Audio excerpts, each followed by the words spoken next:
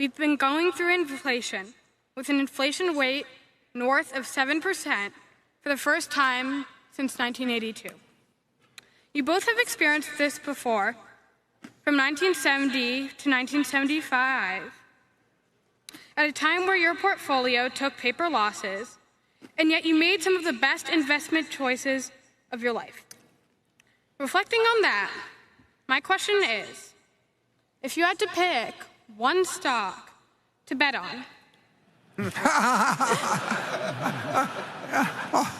you kind of snuck up on us there for a second.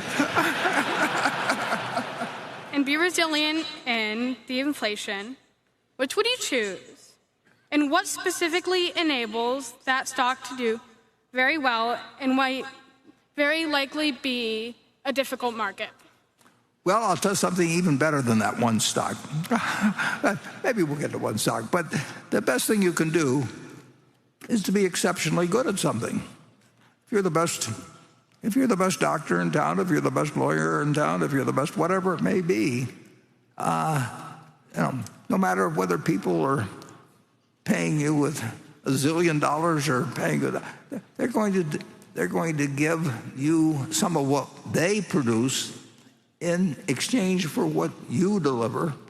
And if you've got it, and if you're the one they pick out to do any particular activity, sing or play baseball or be their lawyer, whatever it may be, whatever abilities you have can't be taken away from you. They can't actually be inflated away from you. Somebody else will give you some of the wheat they produce or the cotton or whatever it may be, and they will trade you for the skill you have.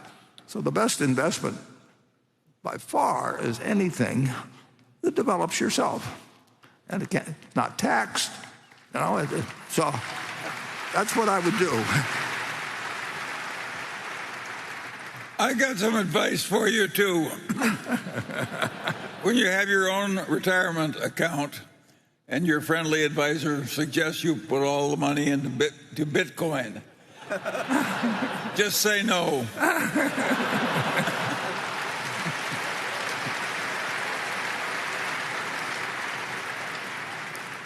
Yeah. Nobody can take away from you the talent you have.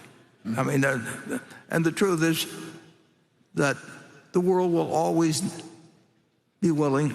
They'll need to do something, and some people will not have skills, and they will get less of the product of the society than somebody who has other skills. And sometimes that has something to do with education, but a good bit of the time it doesn't have anything to do with education. I mean, but to figure out what you'd like to be, and figure out how, and what you'd like to be is what you're going to likely be good at. And the world will always need somebody on that tube to tell us what's going on. So, study Becky Quick or somebody and figure out, what makes her good, and what you sort of naturally bring to the game. I mean, I could have.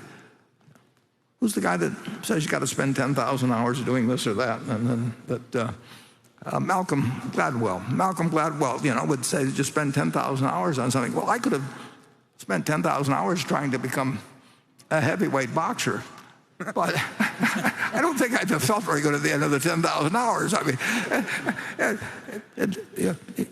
you stumble in to what you really like doing, what you're good at, what is useful to society, and then it doesn't make any difference whether the dollar bill, is now worth, in terms of the purchasing power, a cent or a half a cent or 1/100th of a cent.